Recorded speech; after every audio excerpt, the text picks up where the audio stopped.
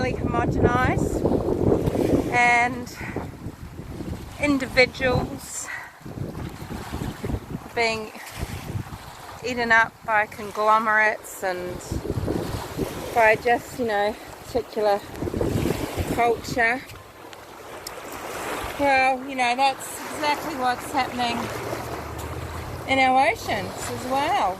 And this shit, you know what this does? It just grows bigger and bigger. We have blooms of this. It eats everything in the bay. It eats everything in the ocean. So there's nothing sustaining the seagrass out here. The dugongs lose their food, and this stuff's just getting bigger and bigger and bigger. And sometimes we'll have it where you'll just see a million of these, and the bay is full of it, and they just are behemoths that eat everything in its path, and it's making an homogenized ocean. And we don't want that to happen with life as well, with human beings, with culture, with tradition, with, you know, our very special nature, with what it means to live in certain parts of the world, you know. And this is not about separatism. This is about, you know, living in your habitat in a way that is natural, in a way that allows balance, and, you know, this in any part of life,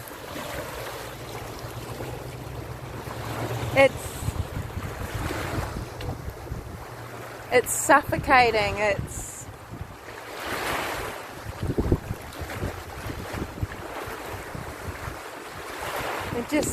just destroys. It creates one big thing, and it just destroys everything. It destroys diversity.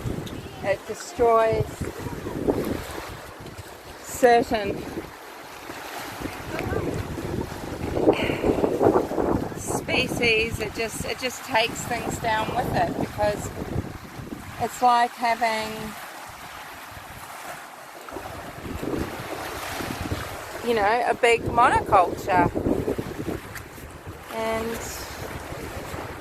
you know, my fear is that we are way past the tipping point for the human race.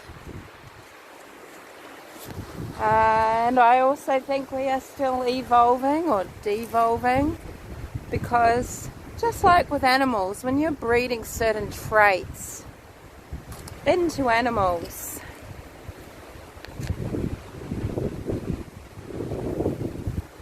good at herding, agility, independent, loyal, fit, smart, attractive, tall, short. You know, we're locking in these genes, and you can lock genes, you can activate genes, and this is what's happening with the way people are, you know, sickness is bred in, and not only being manipulated from the inside, we're being manipulated and changed from the outside by stopping us having to make choices for ourselves and decide things for ourselves to survive. Everything's taken care of for us. We're told how to think, what to feel. Mob rules, and, you know, standing out. Where is that getting you? Oh, no one wants to stand out because you're picked off. You are picked off. And it's not picking off the weak of the herd. It's just picking off those who decide to have a point of view or want to look at things and discuss things before making decisions.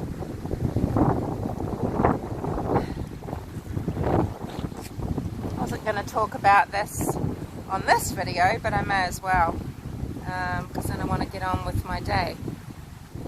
But do you think, you know, do you think it was always going to be just, oh, you know, Mike King coming on, starting Profile Evil, oh, just a nice man on the desk on his own, you know, starting his little channel, never thinking that anyone other than his family and friends, his immediate group, would ever subscribe? Seriously? Do you not see the behemoth, the big blue motherfucking jellyfish that is Profiling Evil?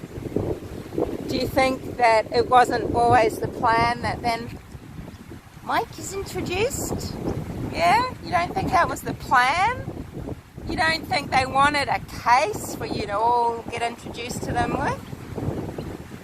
Was Morphew just dumb luck for Slick and Slicker? Or what? Something sinister? Just a thought. Not saying anything about it. You know, I'm going to puke if I hear the term baby sister. If I hear someone say she was a docile and sweet child. Oh, he loves that, doesn't he? That just hits him somewhere, doesn't it? Loves that, the idea of the sweet and docile child, this victim, the sweet and docile child. That's how he thinks of as Suzanne, because he's thinking of her like that and as a victim. Yeah, I mean that churns my stomach for some reason. So, you know, do you think that Profiling Evil, I mean, maybe they're hacking into Chaffey County Sheriff Office's computer? Sure, I mean, that's actually probably very likely. Possible anyway, should I say. But do you think, you know, really though, that Andrew Moorman is privy to discovery documents? Do you think he's got all these phone records? Do you think he knows? You might as well have just said Barry Morphew was hurtling down Highway 50 with Suzanne in the vehicle. He doesn't choose to show that as one of the options. No, he must have done something with it. This justifies my search. 3.5 hour window, 30 or 40 mile radius. But, you know, do you think Andy Moorman is coming up with every bit of this on his own, or do you think he's been manipulated and used? And do you think he's a big enough drongo to do it, or have a big enough vested interest?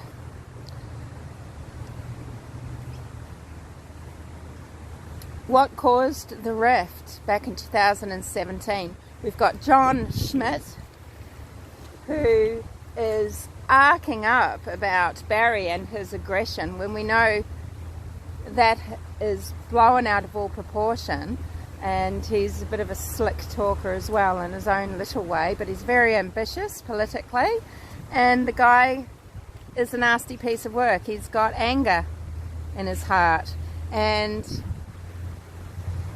he started off, he came right out onto the scene, didn't he? And he's telling his little story about how he was on site and how he had fisticuffs. But then he came out again in the middle of it, and he's sort of separating himself from this a little bit again. And then the story is, oh, no, well, the officers were down there now. They were just talking to him about that. Were they? Did they want to talk to him because of that? Because of Barry? Or were they investigating John himself? Okay, so because, you know, then it's the story of, oh, well, you know, the officers were there and Felix, one of my workers, just happened to pop in at the time, and I said, oh, Felix, you were there on the day when Barry Morphew went ape. You know, tell the kind officer here, tell the officer your little story. Oh, and I was shocked, he said. I didn't know half of what went on. I didn't know it was that bad and violent. well, it's different to how he was telling the story, isn't he? But separate. And he thought he'd better come out and be a bit more upfront too about his affiliation with the Moorman family and the mentorship with Andy's son and that sort of connection, you know. So, you know, this is where you're getting the ideas of Barry being violent from, is one person, and it's John Schmidt, okay? But then you're all out, oh, Barry's violent, he's evil. Do you know what? Maybe Suzanne wanted to get the hell away. There was a rift. Gene Moorman said it himself, that he was sorry that he caused it. He regrets it. Now, what was this? Was this because Barry wanted into the medical marijuana business with the Moormans and wasn't allowed? He wasn't welcome? Was it because they wanted Suzanne's money that she had inherited, the $500,000, to go into the family business, and her and Barry, lovers, partners, parents for decades, a team, maybe they decided that they didn't want to invest in that because they didn't believe in that type of business. Barry was indeed forced to sell back some land of Suzanne's or his, wasn't he, in Indiana for the use of the marijuana growing. So, you know, it could have been either way. You don't know. You don't know. I don't know. We don't know. But we could find out, couldn't we? People that are just going into research and all they're going to do is try and look into Barry, will go further afield, go further back, because otherwise you are part of this sickness. You're a jellyfish. You're part of the jellyfish. And, you know, do you want to do a really good job? Do you want to do a job with integrity? Well, you need to look at the big picture, the whole picture, the entire story, don't you? You need to look at what happened in 2017 to cause this rift and to make it so that Suzanne Morphew herself, it wasn't Barry advertising that home, it was Suzanne. They sold their home and they moved away and they invested that money, Suzanne's money, into something that they wanted, a lifestyle somewhere further away, far away from Alexandria. And Andy Moorman has never been in that home, has he? He hasn't been in there once. He never once went to visit his sister who was recovering from cancer. Not once. So he's never even seen inside her house. He never wanted to say, hey, baby sis, I want to come up and I want to show respect for your new lifestyle. I want you to feel welcome in your new home by having family visit you, by being able to share your new life moving forward with family. Because isn't that just the most nice, isn't that what we all want when we move towns or countries? We love it, don't we? It means a lot when our family comes to visit us, or when we go and move family when something is happening in their life, and it shows respect and love and friendship and all of that. So, you know, what are you making assumptions on? Like, what is the information you're using to make your decisions? And is it fact? Is it just bullshit and jelly beans?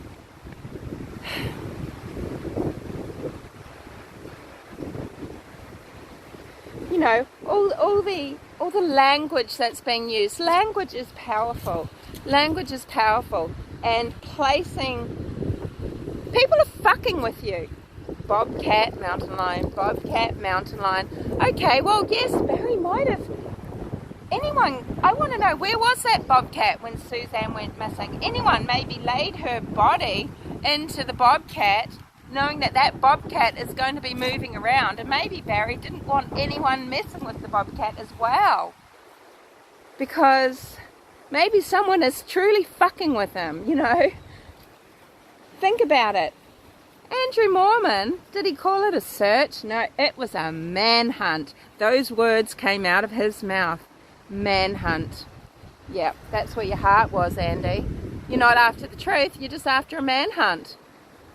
What else? Well, Suzanne's vigil in Salida, in the lovely town of Salida. You called that the show, and indeed it was, wasn't it? And you know, law enforcement were there, and they were watching, and they were watching everybody. They were watching John Schmidt, they were watching Mr. Andy Moorman, they were watching everybody. And it is ludicrous to think that a man that has been accused of domestic violence and murder, it is ludicrous to think that he would feel safe going anywhere near that pack of hyenas amongst all the well-meaning, generous, genuine, beautiful people involved in that search who were there for the right reasons, and that is to find Suzanne. I never believed that she is going to be found anywhere near that home or that town or that general region. Is this true about the phone? You can see on Suzanne's Facebook, check-in from Alexandria, May 17. Well, who did that? How do you check into Facebook? I don't know, just you've got to be able to sign in and it will show you you're in another area. Well, did someone have her phone or a laptop, or did they just have her password? Who did it? Who was in Alexandria on May the 17th? And is that why law enforcement went to Alexandria?